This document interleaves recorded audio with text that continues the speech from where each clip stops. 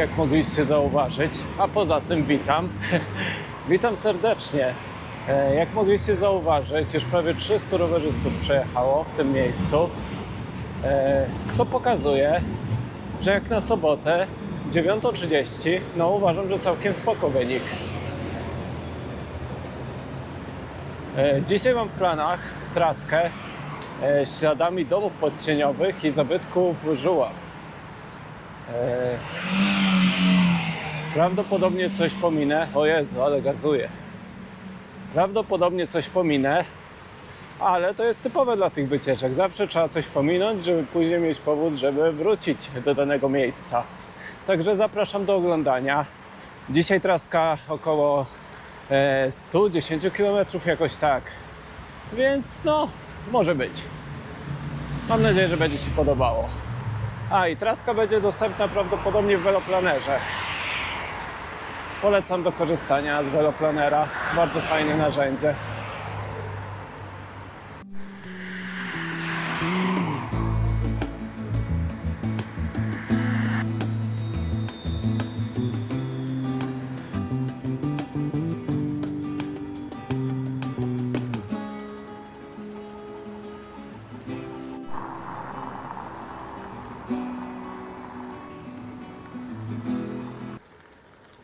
Tutaj często rzeźby są powystawiane. Polecam się zapoznać, bo to jest ciekawe. Bo tutaj jest w ogóle jakaś szkoła, z tego co kojarzę, rzeźbiarstwa czy czegoś takiego. O, właściwie tutaj. No można popatrzeć, docenić czyjeś pracę. Polecam. A tutaj mamy bastion, jak on się nazywał? Gertruda. Bastion Świętej Gertrudy. Tam dalej jest bastion Żubr. A my przejedziemy przez bramę. Ogólnie też polecam tutaj, jakbyście mieli więcej czasu, zatrzymać się, popatrzeć, pozwiedzać, bo jest na co patrzeć. Ale dzisiaj mam 110 km do pokonania, więc dość mało do 18, ale chcę jeszcze zapoznać się z kebabem w Tczewie, więc wiecie, mus to mus. Trzeba podziękować, bo w sumie zagadałem się, a kierowca sympatycznie mi zrobił miejsce. No dobrze, zatrzymam się tutaj, pokażę wam jak to wygląda. Hopsa i hopsa. No to tak, tutaj mamy za mną idealnie ten bastion Świętej Gertrudy. Tutaj, jak możecie zauważyć, jest ta brama. A tutaj bastion Żubr. I polecam wejść na bastion Żubr, bo tam jest fajny widok na Starówkę, więc polecam idealnie. Nie jest to tak daleko rowerem, więc zawsze można odwiedzić, jak się jest w tych okolicach. No nic, to lecę dalej.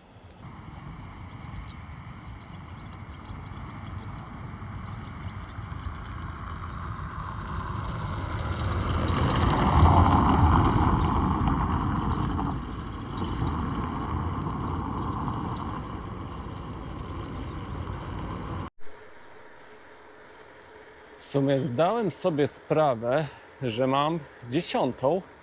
Wyjeżdżam z Gdańska. To kurde, to ja mam sporo nawet czasu, bo to jest 8 godzin. No zobaczę, co zrobię z tym czasem, bo być może wrócę wcześniej, albo po prostu zobaczę, co samo miasto Tczew ma mi do zaoferowania. No, pokombinuję, zobaczę. Ale na pewno kepsik wjedzie, o ile nie będzie coś katastrofalnie źle po drodze. Ja też chcę trochę więcej czasu poświęcić na nagrywanie, żeby dostarczyć wam jak najbardziej jakościowy... Oj, zagapiłem się, przepraszam, nic nie jedzie. Żeby dostarczyć wam jak najbardziej jakościowy content. Więc wiecie, trzeba się starać. No. O matko. No tutaj trzeba by było się zastanowić nad trochę inną drogą, ale będę musiał na Google Maps sprawdzić, bo jestem aktualnie, kurczę, jakby to zapamiętać. W sumie nie będzie ciężko, zaraz za bastionem bo równolegle do mnie jest inna droga, ale jest szansa, bo między nami jest rzeka, że później powrót z niej nie będzie sensowny. No zobaczymy. Ale jest ładnie, to trzeba przyznać. Chociaż nie, tam jest mostek. Więc jest szansa, że niepotrzebnie tędy się wlokę. Po tych płytach betonowych.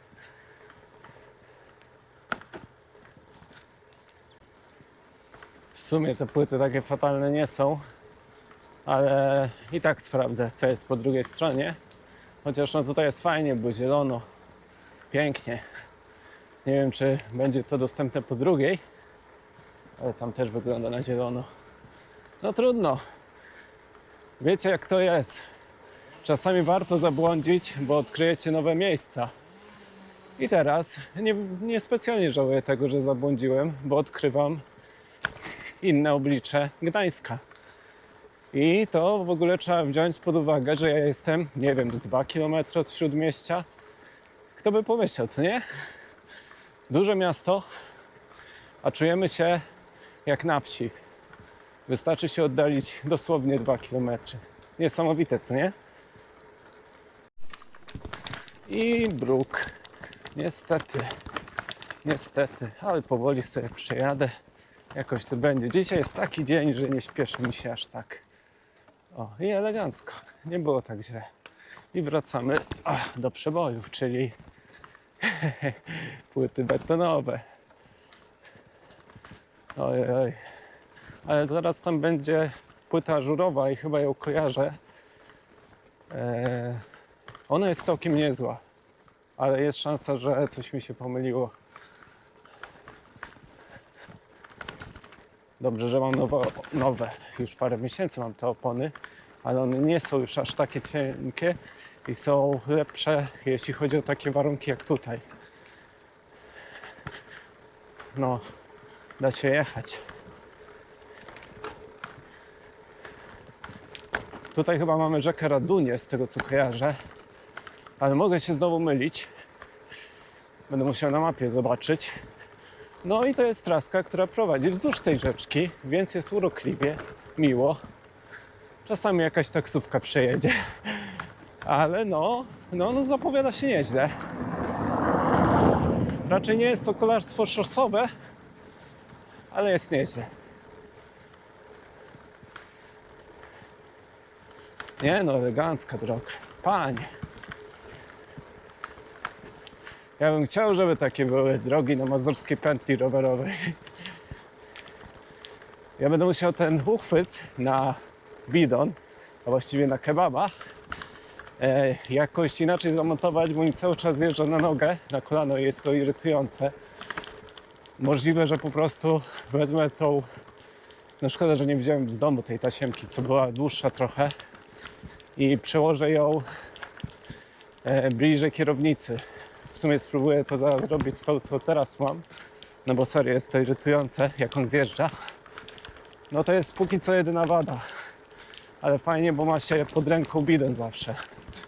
I jak ma się rower, taki jak ja, no to zawsze jest możliwość włożenia drugiego bidonu, czego fabrycznie nie ma. Więc no spoko. No tutaj te płyty ażurowe, no to faktycznie trochę wypadałoby je odświeżyć, ale nie jest tak źle, to nie są najgorsze płyty ażurowe, na których jechałem. No widok jest spoko, kurczę, fajnie jest, fajnie. Tylko szkoda, że pochmurno, ale jest fajnie. Tam pan biegł, ale chyba zatrzymam się nagrać.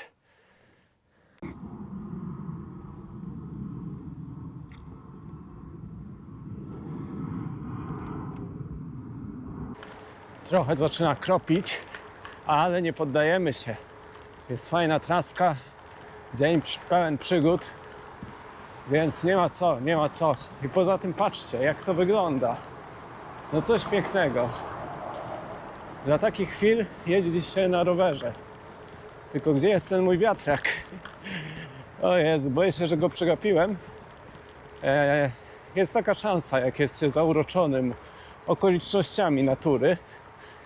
Ale zobaczymy. Ja już byłem kiedyś przy tym wiatraku. Oho, był niepokojący dźwięk. Co to mogło być? Nie wiem. Ja kiedyś byłem przy tym wiatraku. Ej, chyba to jest tutaj w sumie. Chociaż Krępiec. Chwila. Opony ok. Nie wiem, możliwe, że przerzutkę za bardzo rzuciło.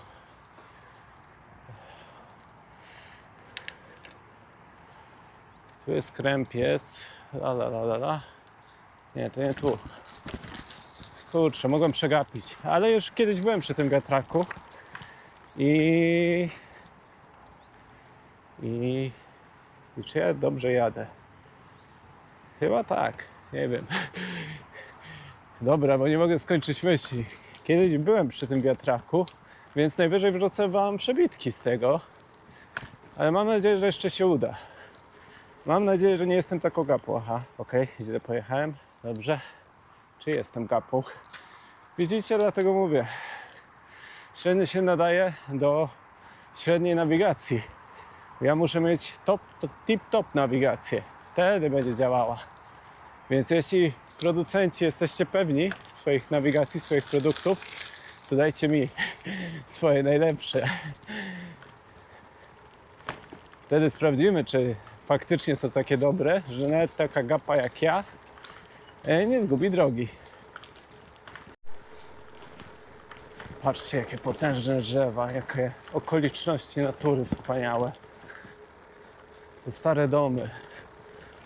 Ciekawe, czy w ogóle ktoś tu mieszka. Teren prywatny, więc jest duża szansa.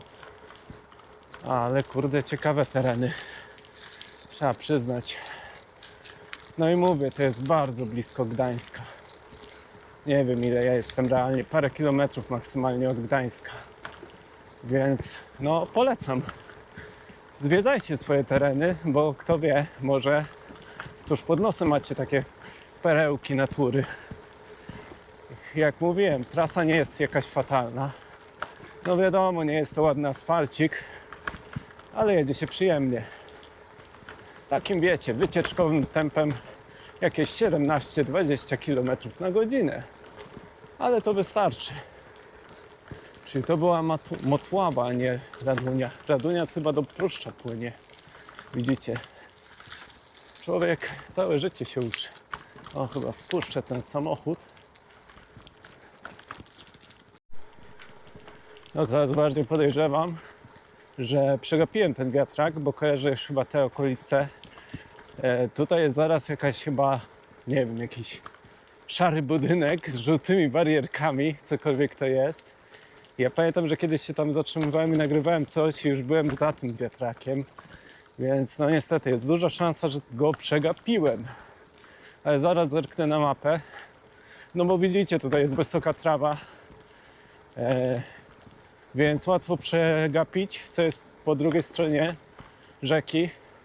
Ale najwyżej oznaczę w filmie, jeśli będę pamiętać, gdzie mniej więcej jest ten wiatrak i gdzie można go wyczekiwać. Bo z tego co pamiętam, po drugiej stronie rzeki jest bardzo podobna jakościowa droga, tylko z tą różnicą, że da się tam dojechać przez przejazdowo, więc jest to jakaś opcja. O, chwila, chociaż tutaj mi nawigacja sugeruje, że mam skręcić, a później się wrócić, więc może to tutaj ten wiatrak. No zobaczymy. Zobaczymy. Dzień pełen przygód. Jednak nie przegapiłem tego wiatraka, bo on już jest przede mną. No proszę. Człowiek całe życie się uczy. To jest w ogóle połączone z jakąś agroturystyką i dlatego pewnie nawigacja sugerowała, że ja mam skręcić, bo jakbym skręcił, to by była dalsza część trasy. Muszę uważać na takie momenty i patrzeć, co jest faktycznie oznaczone strzałkami, bo no, może to być zdradliwe. Zwyczajnie może być zdradliwe.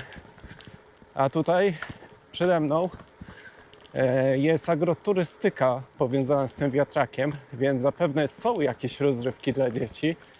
Więc myślę, że jeśli są, to warto tutaj przyjechać całą rodziną, dobrze się bawić. O kurczę. Myślałem tu drona odpalić, ale to wygląda na bardzo, bardzo zabudowane. Ciekaw jestem, czy w ogóle tam jest dostęp jakiś sensowny. Jak nie, no to po prostu nagram wam to jakoś. Bo widzę, że tutaj mnie kieruje nawigacja. Spróbuję tutaj skręcić. Ale kurczę, to wydaje się bardzo zabudowane. Ale widok jest ładny. No, to jest zabudowane. Nie będę latał nad czyjąś posesją. Kurczę, czemu to było jako agroturystyka oznaczone? Ale możliwe, że tam są jakieś elementy rozrywki dla dzieci. O kurczę, ale mrzy. Ale taka mrzawka to jeszcze nic takiego. Gorzej jakby się rozpadało.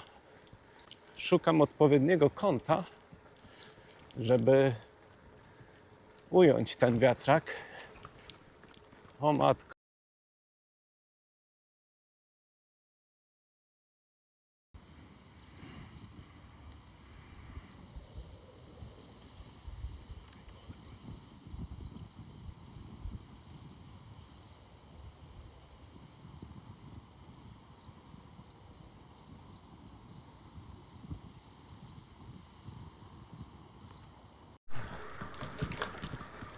No i znowu płyty.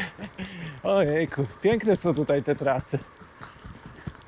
Ale jak chcecie zobaczyć wiatraki, to trzeba się poświęcić. W sumie nie jest tak źle. Obawiam się jedynie obraz z GoPro, bo on nieźle mną miota. Ale jedzie się dość dynamicznie. Muszę sobie lepsze szelki sprawić, bo te niestety, jak są wyboje, to czuję, jak one na mnie podskakują. Ale obawiam się, że to też może być cecha wszystkich tych szelek, że po prostu będą takie drgania. Znaczy drgania. Wręcz takie rozmemłane ruchy. Nie wiem, jak to nazwać. No ale dobrze, jedziemy dalej. Teraz to już będzie trasa mieszana, z tego co kojarzę. Będą domki podcieniowe oraz stare kościoły. Więc będzie nie mniej ciekawie. Chyba nawet jakiś wiatrak po drodze się przytrafi. Nie wiem. Planowałem tę trasę jakieś 2 tygodnie temu, albo tydzień. I nie pamiętam, co miałem na myśli wtedy. Więc odkrywajcie razem ze mną. Tutaj mamy przykład fatalnej ścieżki. Bo jak 2 osoby mają się wyprzedzić, to już koniec. Nie da rady. No bo widzicie, raz, że trawa już ją przejmuje, a 2, że jest mega powybijana. No tutaj by się przydało odświeżenie, bo nie chcę jeździć razem z autami. Wolę, jak jest dobrze poprowadzona ścieżka i dobra infrastruktura. Nie ma co narzekać, bo to nie wyścigi, ale no nic dziwnego, że tutaj na przykład naprzeciwko ktoś wybrał jechać asfaltem. No i zjeżdżamy w Korzwały i tutaj już niestety jesteśmy zmuszeni do jechania ulicą, ale pamiętam, że tutaj nie jest to aż takie fatalne. Ruch nie jest aż taki duży, ale no wyjazd tutaj z ronda, no to nie popisał się realizator, że nie przycina krzaczka, bo jak się wyjeżdża, to się wyjeżdża w ciemno. No to nie jest ładna praktyka. Ale tu zjedziemy. No znowu te płyty, ale chyba wolę płyty niż narażać się. No i tutaj ciszej i spokojniej. To na pewno. No coś mnie popiskuje przy zmianie przerzutek. Nie wiem, co jest powodem. Cały czas coś. Tylko pochwalił chłop rower i teraz teraz coś się psuje. No ale nic. I tak mi się podoba.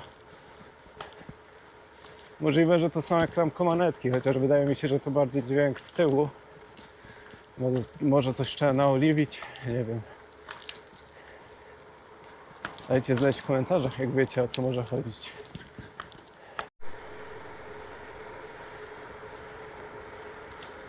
No i teraz mamy autostradę wręcz. Można się spokojnie rozpędzić. przyjemny odcinek.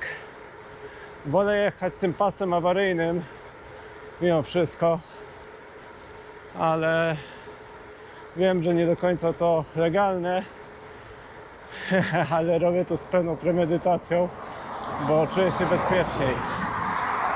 Jednak jak kierowcy mają mnie wyprzedzać co chwila na żyletki, to lepiej mi tutaj zdecydowanie.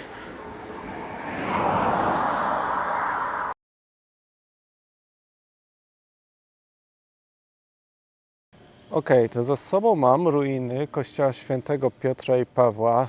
Kościół ten został zniszczony w wyniku pożaru w okolicach roku 1729, z tego co czytałem przed chwilą. Został on odbudowany, ale został ponownie zniszczony, tym razem w 1945 roku. Więc no, jest to jakiś relikt przyszłości. On po prostu teraz ulega stopniowemu zniszczeniu. Nie sądzę, żeby był odbudowywany, bo obok jest drugi kościół, więc no, nie ma takiej potrzeby w teorii. A jest to jakieś świadectwo przeszłości. Przy kościele ponoć jest cmentarz, który możliwe, że odwiedzę, zobaczę, rozejrzę się w okolicy. Są tam dwa nagrobki i one są podpisane. Jeden to chyba był Stella, nic więcej nie pamiętam. No, to obejrzę. Coś tam nagram, pokażę Wam, jak on wygląda.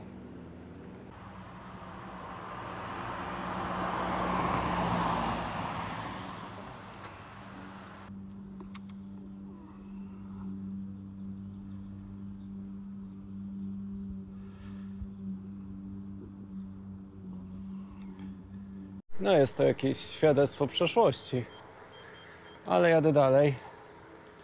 No w sumie tu jeszcze mogę nagrać.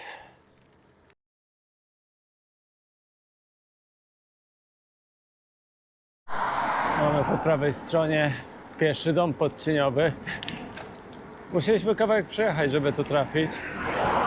Ale kurczę, chyba nie będzie ładnego ujęcia na niego.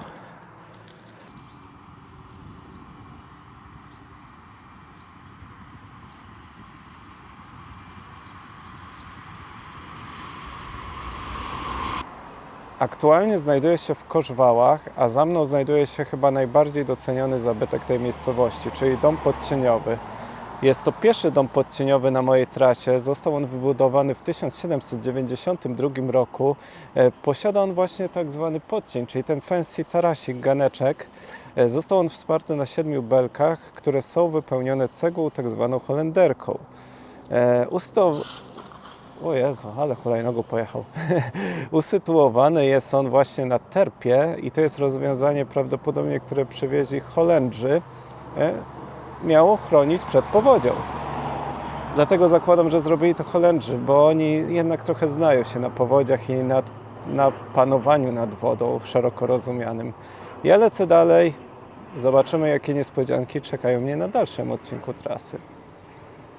Zjeżdżamy z drogi i wbijamy na pola, czyli to, co misiaczki lubią najbardziej. No całkiem przyjemna droga mi się wylosowała. Zobaczymy, jak będzie dalej. Oj, ale to jest zwinnościowa trasa. Ale lecimy, nie poddajemy się, humory dopisują.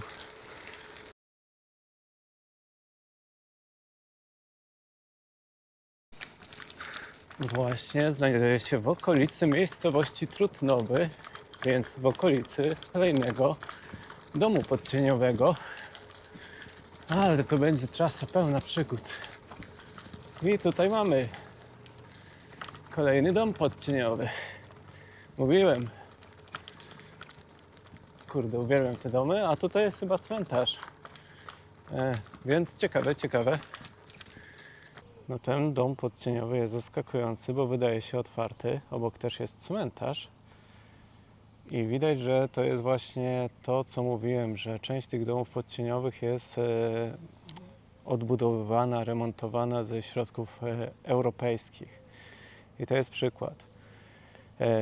I widzę, że tutaj jest napisane, że jest to Żuławski Dom Podcieniowy, który został wybudowany w 1730 roku, a przebudowano go w połowie XIX wieku. Więc ciekawe, w jakim stanie był wtedy i co objęło, że tak powiem, ta renowacja europejska. Za mną jest cmentarz, więc pewnie go odwiedzę, zobaczę jak to wygląda, więc lecimy.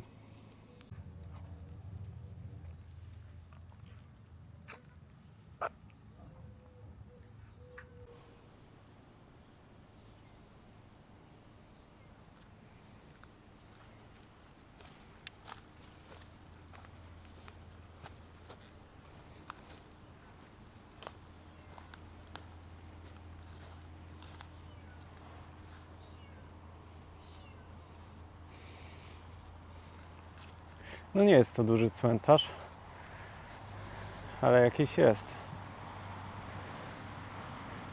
Tam widzę bociany w gnieździe. Spróbuję to nagrać.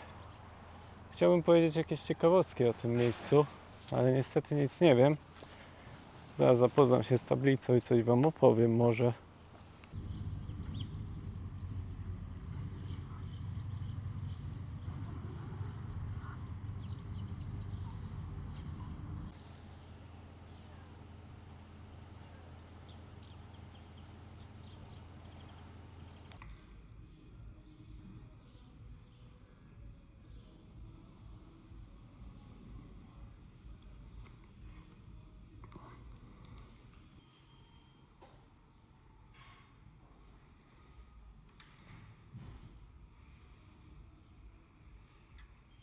Sytuacja, bo pan mnie zaprosił do środka domu podcieniowego. Okazuje się, że tam normalnie można wchodzić.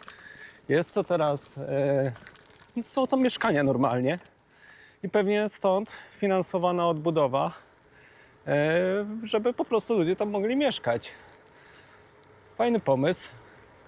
W środku wygląda całkiem spoko. Ja tam też głupio się czułem, żeby chodzić w tych swoich SPD-kach, żeby im tam nie stukać ludziom.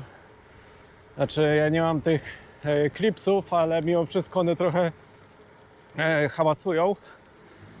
Więc no, wiecie, nie wypada. Jak już ktoś zaprasza, no to nie wypada. Ale bardzo przyjemni ludzie, to trzeba przyznać. Jak to oglądają, no to dziękuję za fantastyczną przygodę. Nie myślałem, że wejdę do środka domu podcieniowego, a tutaj jest to możliwe.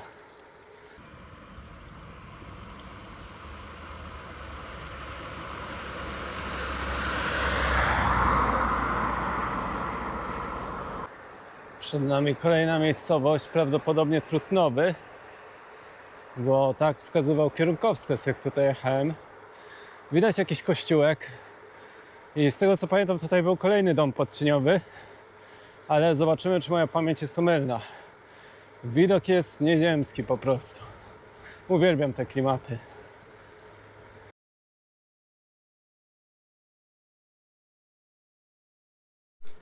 I mamy kolejny dom podcieniowy, tym razem Trutnowy. Postaram się go jakoś ująć. Już tu kiedyś byłem, więc nauczony doświadczeniem wiem, że trzeba zjechać, bo go widać dopiero stąd w pełnej okazałości. Tutaj przede mną mam przykład domu podcieniowego, który jest w dobrym stanie zachowany. No jest ładny, widać, że jest ładny, że tutaj ktoś dba o niego, że są kwiatuszki, że całe otoczenie jest zadbane. Więc jeśli chcecie zobaczyć taki jeden z bardziej kraftowych domów podcieniowych, to zapraszam do Trutnowy. Wygląda przepięknie. I w ogóle całe tutaj otoczenie jest takie fajne. Znaczy kamienie brukowe są. Znaczy kamienie brukowe, co ja mówię, kocie łby. Ale no to oddaje charakter tego miejsca.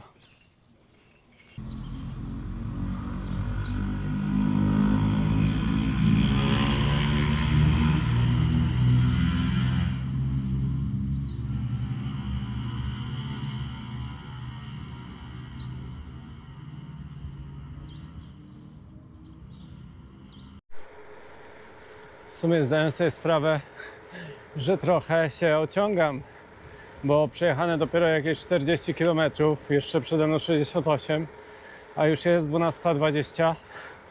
To jest w ogóle typowe dla mnie, że najpierw mówię ludzik, a później nagle okazuje się, że muszę jakieś chore tempo wrzucać, żeby zdążyć na pociąg albo do hotelu.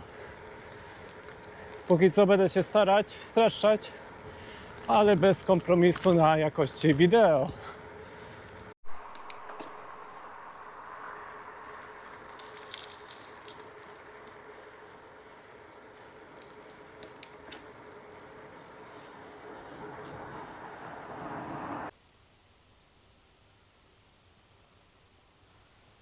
No czasami trzeba uważać, jak się jedzie, jak się wybiera traski, bo można skończyć tak jak ja, czyli kilometr prowadzenia przez to. No ale nie może być idealnie. Póki co i tak traska mnie rozpieszcza, więc lecę dalej. Właśnie to pokazuje, że warto czasami, mimo że znasz trasę, pojechać trochę dookoła i zobaczyć coś nowego. Bo ja zawsze lecę przez miejscowość Suchy Dom po prostu na złamanie karku, a tu proszę. Patrzcie, jak to wygląda.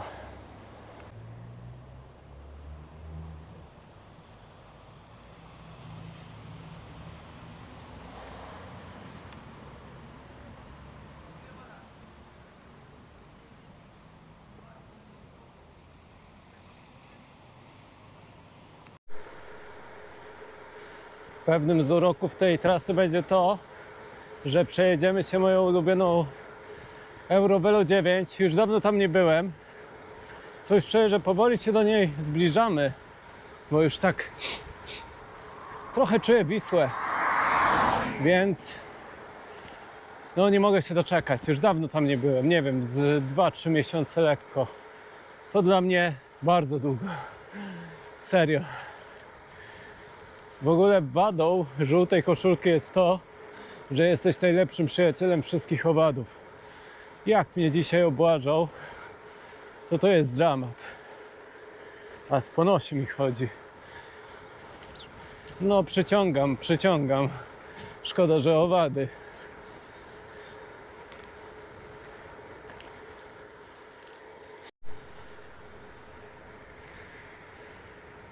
Hehe, to już koniec krzywego koła. Hehe. No. Już tutaj parę razy byłem ładnych, więc w prawo mógłbym skrócić drogę do Tczewa, ale po wschodniej stronie Wisły też mam co zwiedzać. Więc będę po wschodniej stronie, pojeżdżę sobie tam. Chyba nigdy tam nie byłem w tych konkretnie miejscach. O Jezu.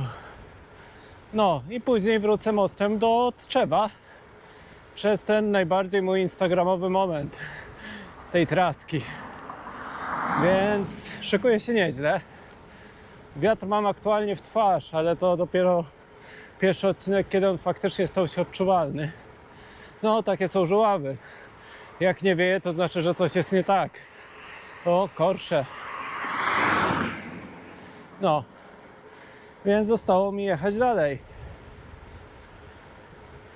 Jakieś 58 km przede mną, 59.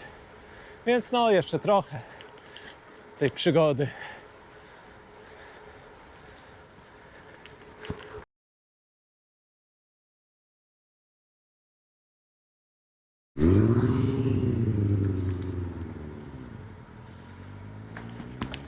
Tutaj mamy jakiś kościółek i chyba też zniszczony, więc się zatrzymam.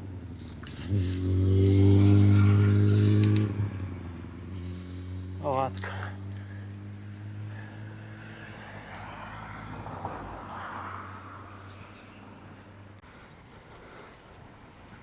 Tutaj mamy kolejny kościół z cmentarzem nawet. I z tego co widzę, do niego można wejść do środka. O kurczę. Nie myślałem, że on jest w takim stanie całkiem ładny. A tu proszę. Spróbuję wejść do środka. O matko. Ciekawe. No, robi wrażenie. Muszę przeczytać w ogóle, co to za kościół i jaka jest jego historia. Ale wygląda ciekawie. Sorry, że dyszę, ale no chyba rozumiecie. Z wrażenia.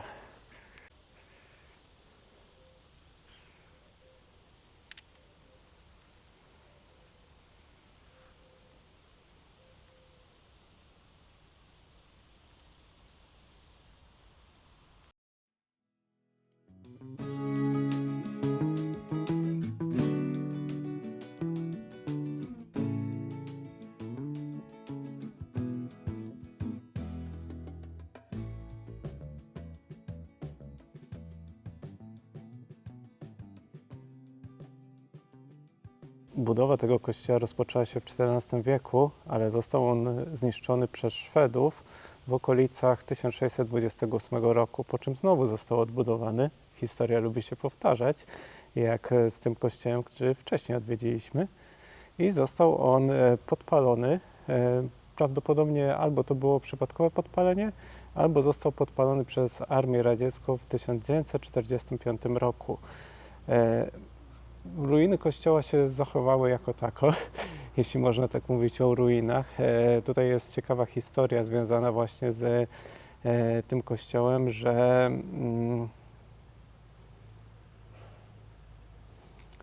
ze Stablewem wiąże się historia pierwszego ewangelickiego ze Stablewem łączy się historia pierwszego ewangelickiego pastora w kościele Gabriela Ulricha, który został zmuszony do opuszczenia tej parafii, ponieważ jego żonę posądzono o czary. Więc taka ciekawostka.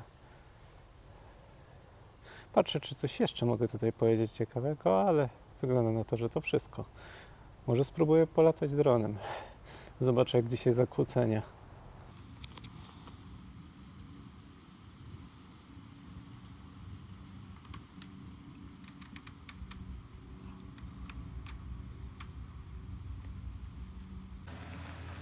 No, jak widać, rozpadało się dość mocno, więc będę musiał to przeczekać. No, jak mówiłem, nie chcę ryzykować sprzętu, zwłaszcza po ostatniej akcji z kierowcą, który wjechał w kałużę, specjalnie, żeby mnie opluć. Wypiję sobie kawkę, poczekam, zobaczę, może to minie, ale kurczę, no tam wszędzie jest ładnie i nade mną jest chyba tylko chmura, mam nadzieję, bo wygląda to tak. No widzicie, tam już jest potencjalnie ładnie.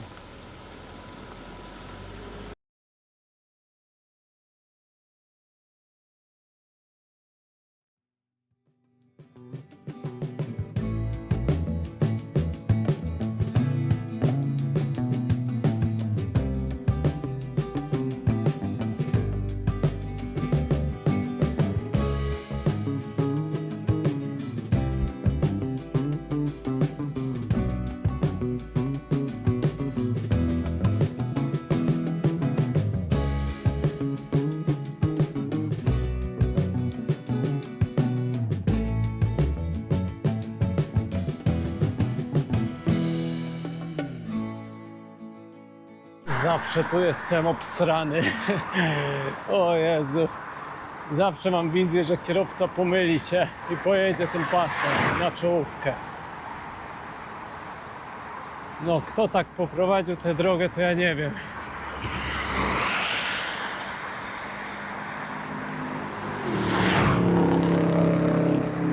Zostały mi jakieś 43 km, więc jak przycisnę, to z 2 godziny zabawy, więc raczej zdążę na pociąg i to tak luźno. Może kepsę nawet zdążę zjeść, mimo tej godzinnej, a nawet może 1,5 godzinnej zabawy w deszczu. Wtedy, kiedy lunęło i musiałem czekać, aż przestanie padać. Więc może nawet wyjdzie to dobrze. Zobaczymy. A teraz przekraczam Wisłę. Chciałbym wam to pokazać, ale jak wspomniałem, obawiam się trochę tego miejsca.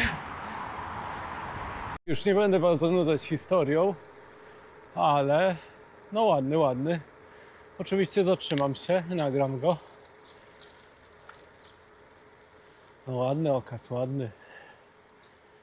Już taki retro bardziej.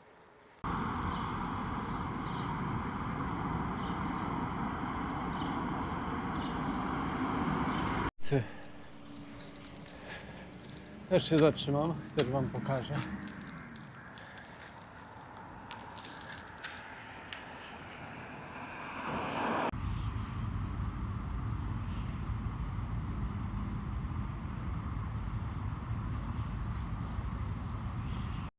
No ja nie wiem, czy ja tutaj nie pobiję rekordu tej trasy. Wiatr jest trochę w twarz, ale leci się pięknie. 30 na budziku praktycznie. Nawet nie mam sportowej pozy. Zostało mi 38 km.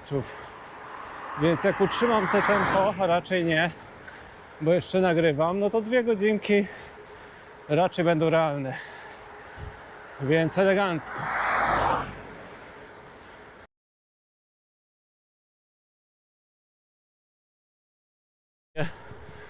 Domów podcieniowych póki co nie ma, ale też jest pięknie. Corsa C, jak miło. No jest ładnie, te urokliwe domki. O, Dino jest, jak przystało na małą miejscowość. Kurczę, poszedłbym, ale tu za duży sklep. I trochę się boję o bagaże.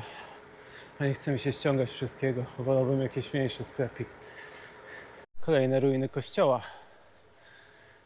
I ja chyba w tych ruinach byłem już. Tak, byłem tutaj już. Ale i tak można się zatrzymać, popatrzeć. Z tej strony coś nagrać.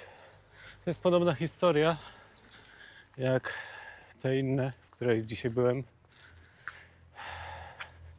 Że nie jest remontowany, ani odbudowywany.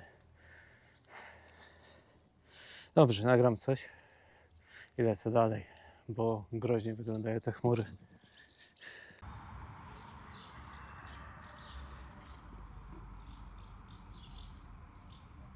Jest śmieszne, że na początku ja tak wolno, nieśpiesznie jechałem, a teraz to przypomina speedrun po atrakcjach Żuław. No ale niestety tak to jest. I hops. No, trzeba pamiętać o zasadach pierwszeństwa.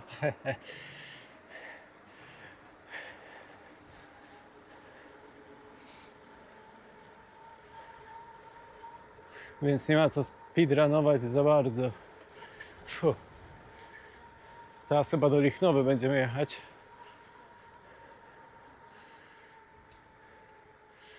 Więc zobaczymy, dokąd mnie los poprowadzi.